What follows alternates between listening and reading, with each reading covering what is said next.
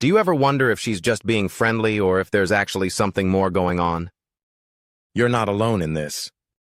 Most guys completely miss the signals women send, and it's not because they're oblivious.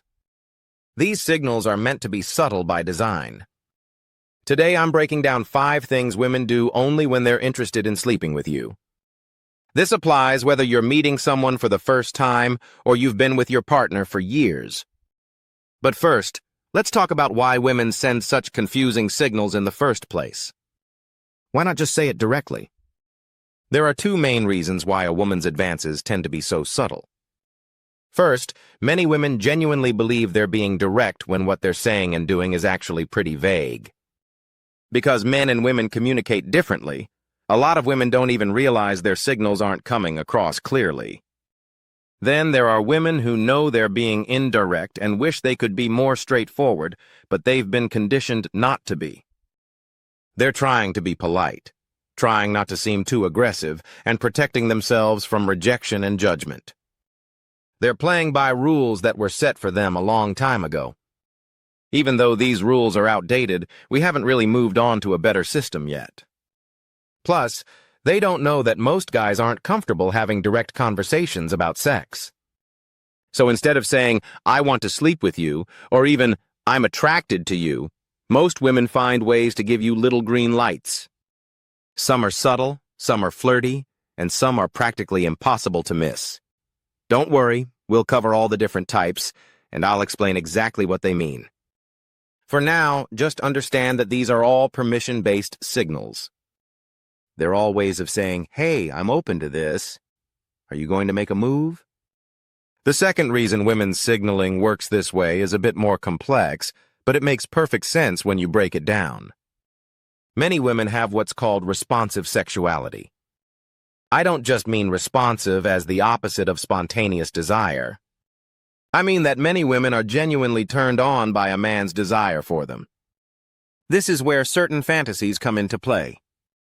Women want to know they're wanted. Being the object of your desire is a massive turn-on for them, sometimes as much as the physical pleasure itself. This means that to access her highest level of attraction, she needs you to take the lead. Just like creating an environment of safety around someone you're interested in, her subtle cues and small permission-giving signals are her way of making you feel safe enough to show your desire for her and then take the initiative on the physical side of things. She's giving you a chance to demonstrate your confidence, your leadership, your masculinity, all through taking initiative. It's similar to how a submissive is really in charge of the scene in certain dynamics, but that's a topic for another time. So without further delay, here are the 5 things a woman will only do if she wants to sleep with you. Number 1, her body language opens up to you. This might seem obvious, but it's important enough to mention first. Whether you're meeting for the first time or you've been together for years, before she ever touches you, a woman's body language tells you everything about how she's feeling. When someone catches our interest, we naturally open up to them. If you notice these small but meaningful gestures, it probably means you have her interest and attention. This could look like her turning her hips and chest toward you, even in a group setting. She might look at you frequently and hold eye contact for longer periods. Maybe she makes subtle moves to expose her neck or chest. Some of this happens consciously and by choice, but a lot of it happens unconsciously too. When you see these things happening consistently, they're signals of interest and attraction. They're instinctive signs of trust and physical availability. Think about it. Her body is literally opening up to yours. It couldn't be more symbolic. So what should you do when you notice these signals?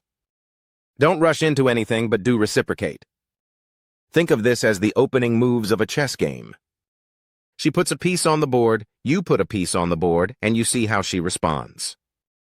That's your cue to send some small signs of attraction back and see if things continue to build. Number 2, she gets physical and lingers. Moving up the scale of obvious signs, the second indicator is when she actually initiates physical contact and holds it for a noticeable length of time. Touch is one of the clearest nonverbal cues women use to communicate interest. Most women know by now that they need to be the one to initiate some kind of physical contact first. So if she touches your arm, your shoulder, your leg, it means she's interested in closing that gap between you. But here's the thing. You're right if you're thinking, but some people are naturally touchy. I don't want to misread the situation and make things awkward. The key detail to look for here is the linger. It's that extra moment or two that makes the difference between friendliness and flirtation. If a woman touches you to make a point or just for basic human connection, that could easily be platonic. What we're looking at here is the length of touch and the intention behind it. So if she creates physical contact and then holds it for a moment, or if she seems to be finding any excuse to touch you, like making multiple points of contact, picking lint off your shirt, fixing your hair, adjusting your tie or collar, these are the signs to watch for. When you notice this, mirror it gently by finding reasons to reciprocate that touch. Fix her necklace. Tuck a strand of hair behind her ear. Look for natural moments in the conversation to emphasize what you're saying with touch. Your best move here is to show that you're comfortable touching her back, which will make her comfortable, continuing to escalate and build desire slowly. In previous generations, when people used to go partner dancing, this is what they were exploring. You would literally get close enough to another person to smell them, to test out how you move together, to see if you have any physical chemistry before exchanging numbers or deciding if you wanted to see each other again. Honestly, this is the best part of flirting, seeing what it feels like to have some physical contact between you. Even if you don't end up sleeping together, this part of the interaction can feel electric and exciting. As you continue to go back and forth with slightly more contact, watch to see if she keeps opening up to you and touching you. If she does, that's a sign you're good to proceed. Number 3, she creates opportunities to be alone with you. This is a classic green light, but I think a lot of guys miss it. This is when she creates opportunities to get you one-on-one. Maybe she lingers after an event or party is done, and you find yourselves standing together as the last 2 people in the room. Or she follows you to the line for the bathroom or the snack bar. Or she mentions that her roommate's out of town this weekend and says, "You should come over and meet my dog sometime." These are all ways she's creating a space for something to happen. Like I said, women won't often make a very direct approach, but we're really good at setting up an environment where you might make a move. Again, even with these signs, it's important to stay respectful and continue testing to see if you're reading things correctly. So if you end up alone together in the line for drinks, or you suspect she's trying to get you alone, you can actually be direct with her and ask in a playful way, "Are you trying to get me alone?" Or even something more flirtatious like, "I've been thinking about what might happen if we were alone together." If that feels like too much, simply take advantage of the moment of privacy or semi-privacy that she's created and continue to read her body language and escalate physical touch by getting closer to her, whispering to her, telling her a secret, creating some kind of inside joke, or doing other things that signal you have a private and special connection with her. These are all things you can do while waiting for a moment where you feel confident enough to make the next move. Number 4, she singles you out emotionally. Sex isn't just physical. It's emotional, especially for women. If a woman is sexually interested, it means she has singled you out, and her words will reflect that. She'll use her words to let you know that she feels differently toward you than she does other men. She'll say things like, "I don't usually feel this comfortable with people," or "I feel like I can totally be myself around you." These are good signs that she's literally telling you that you exist in a different category. You are different from men she knows platonically. And if you're thinking, "But these things could be said to a friend," you're totally right. So look for the other signals and particularly look to see that all of them are part of a larger pattern. A little cue here, a small signal there, all of it adding up to mean something. If you're noticing multiple and repeated patterns that indicate her interest, and then she hits you with one of these statements, it's a clear sign that she's opening the door to something more between you. Now that we've progressed beyond body language and into verbal communication, this is a great opportunity to really reciprocate and see how she responds. A statement like, "I feel like you really get me," or "I feel so safe with you," or "You make me feel," and then insert your own flirtatious adjective, is a perfect opening to having a deeper, more direct conversation about how you feel about each other. All romantic relationships, and I'd argue sexual ones too, are built on a foundation of feeling different, feeling chosen, feeling excited about the other person. She's putting this out there. All you have to do is respond to it. Number 5, she leaves the door open to escalation. My final sign that she's thinking about sleeping with you or open to sleeping with you is that she creates a space for it to happen. Sometimes the clearest signs are wrapped in casual phrases like, "It's getting late, but I don't want to go home yet," or a little lip bite, a look at your eyes, and a "so what now?" These are invitations. Like I said, women are all about creating an environment where you can make the move. In terms of green lights, this is about as bright as it gets. But this is also where a lot of guys freeze up. They aren't totally sure where to take things, and instead of making a decision or pointing in one direction and sticking to it, they sort of waffle, which can leave the woman feeling confused or disappointed.